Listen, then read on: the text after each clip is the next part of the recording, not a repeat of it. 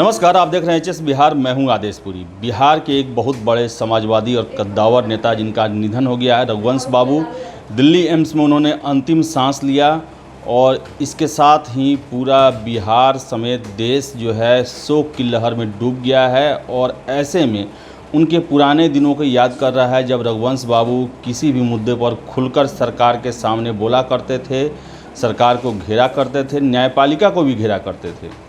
एक सांसद रहते हुए उनकी उपस्थिति संसद में 97% की थी। 189 उन्होंने भाषण दिए और 508 प्रश्न पूछे अपने 5 बार लोकसभा के सांसद रहते हुए।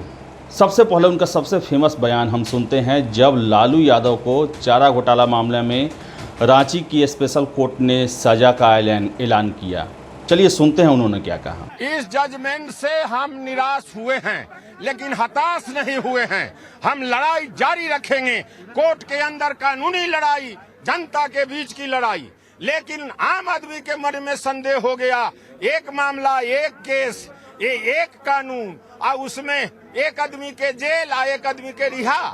जगन्नाथ मिश्र को रिहा और लालू यादव को जेल, जगन्नाथ मिश्र को बेल। ये क्या है खेल? तो जैसा कि आपने सुना कि उन्होंने न्यायपालिका पर ही प्रश्न उठा दिया कि एक ही मामले पर जगन्नाथ मिश्र को बेल और लालू यादव को जेल। वही आगे की बात करें हम तो वाकया है 4 मार्च 2010 का, जब लोकसभा में रघुवंश बाबू जो हैं वो राष्ट्रपति के अभिभाषण पर भी इनडायरेक्टली प्रश्न चिन्ह खड़ा कर देते हैं और ये कहते हैं राष्ट्रपति से बहुत कुछ बुलवाया जाता है। सुनिए वो अंश लोकसभा में उनके भाषण का। महोदय, राष्ट्रपति का अभिभाषण policy and statement of the government होता है। राष्ट्रपति के मुंह से सरकार अपना साल भर की नीति और अपना वक्तव्य कार्यक्रम बताती है, लेकिन राष्ट्रपति के मुंह से क्या क्या कहवाया जाता है। कहवाया गया है कि महंगाई को हम सर्वोच्च प्राथमिकता दे रहे हैं। अंत में कहा गया जो इस पर एगो कमेटी बना दी गई है। इसके लिए सड़क से संसद तक सभी लोग लड़ रहे हैं। जनता त्राही त्राही मचाई हुई है। इसके साथ ही साथ उन्होंने सरकार को भी घेरा है। सरकार को घेरा है जनता से संबंधित मांगों को लेकर, किसानों के मांगों को लेकर कि कैसे गन्ना का मूल्य जो है सरकार तय करती है और चीनी का मूल्य कोई और तय करता है, अनाज का मूल्य सरकार तय करती है और आटे चावल का जो रेट जो है कोई और तय करता है। ये भी अंश सुनिए उनकी लोकसभा में दिए गए भाषण का। महंगाई बढ़ रही है, लेकिन सरकार लाचार दिखती है।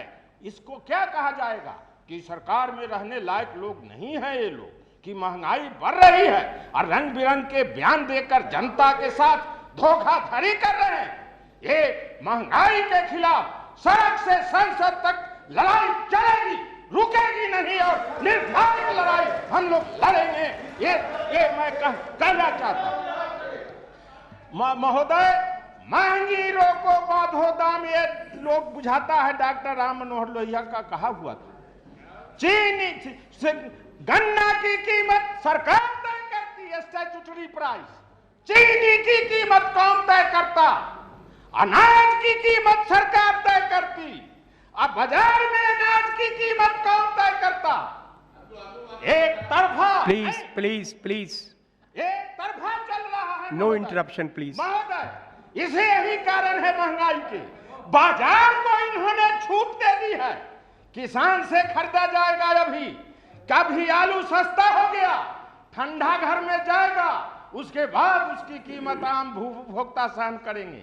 सरकार से सरकारी जो कीमत निर्धारण है उससे किसान से ले लेगा, और जब व्यापारी के घर में जाएगा तो उसका भाव बढ़ जाएगा, आसमान छुएगा।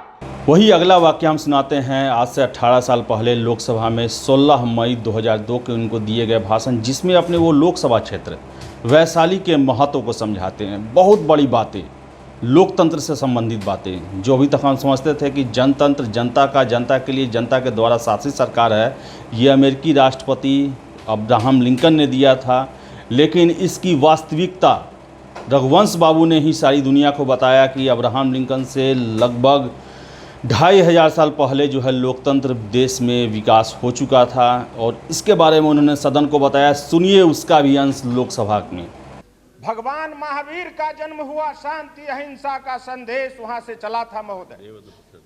वैशाली में भगवान बुद्ध की कर्म भूमि, जब भगवान को ज्ञान कहीं नहीं मिला तो वहीं से ज्ञान मिला था, बोध गया में।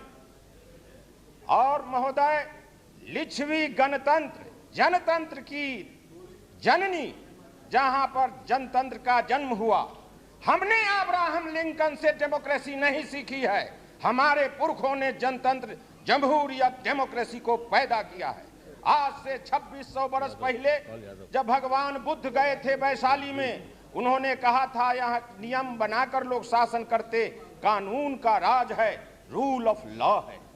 और वैशाली के संबंध में रामधारी सिंह दिनकर, राष्ट्र कवि दिनकर ने कहा महोदय, वैशाली जन का प्रतिपालक, गण का आदि विधाता, जिसे खोजता देश आज उस प्रजातंत्र की माता।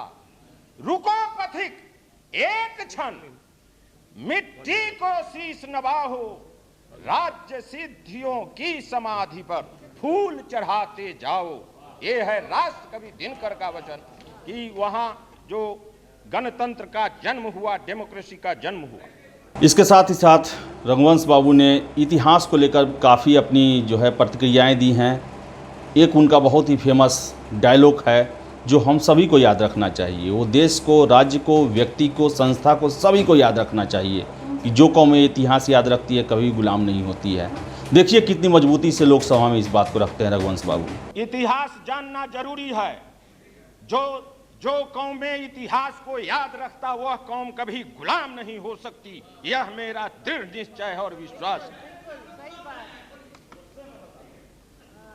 महोदय, सम्राट चंद्रगुप्त, सम्राट अशोक और गुरु गोविंद सिंह का वहां जन्म हुआ महोदय।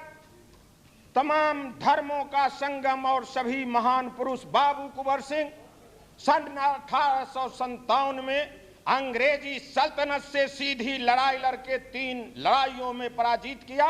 1857 के 23 अप्रैल से हिंदुस्तान में विजय दिवस बाबू कुंवर सिंह के नाम से मनाया जाता है। प्रथम लड़ाई अंग्रेजी सल्तनत के खिलाफ वहीं से शुरू हुआ बाबू कुंवर सिंह के नेतृत्व में। वही सबसे अहम अंतिम में आपको सुनाते हैं रघुवंश बाबू का लोकसभा में दिया गया अंग्रेजी में भाषण। ठेठ गवई अंदाज में जिस तरह लालू यादव देते थे उसी तरह के स्टाइल में रघुवंश बाबू किस तरह भाषण देते हैं, आप जरा सुनिए उसे। Bihar is not just a state but rather a state of mind. It is like a hat that has lost its shape because everybody likes to wear it. When it comes to Bihar it is more a matter of attitudes, opinions and impressions than of facts which often get exaggerated. फिर आगे कहा है, much like the mythical bird phoenix, Bihar is bound to rise from its own ashes. As Bihar and Jharkhand begin the journey to redeem their pristine glory, the formation of the Bihar Industries Commission along with the other commissions on finance, infrastructure, etc. becomes the first significant step in the direction. तो जैसा कि आपने सुना रघुवंश बाबू जो कि math से professor थे, लेकिन उनका बोलने और रहने का स्टाइल जो था एक ठेठ गवई अंदाज। 5 बार सांसद, 3 बार केंद्रीय मंत्री, ग्रामीण विकास मंत्री, इतने बड़े बड़े काम, नरेगा जैसे काम उन्होंने किया और राज्य को, देश को आगे लाने का प्रयास किया। लेकिन उनका जो जीवन शैली था एकदम साधारण बिहारी की तरह, जो कि गांव में भी सेट कर जाए और अपने विचार और अपने कामों से जो दिल्ली का लुटियंस जोन है वहाँ पर भी बड़े बड़े अधिकारी और राजनयिक जो हैं उनकी विवेक क्षमता सूझबूझ से दंग रह जाएं। ऐसे थे हमारे रघुवंश बाबू और आज हमें छोड़कर चले गए, बिहार को छोड़कर चले गए। बहुत बहुत नमन। फिलहाल इस वीडियो में इतना ही, धन्यवाद।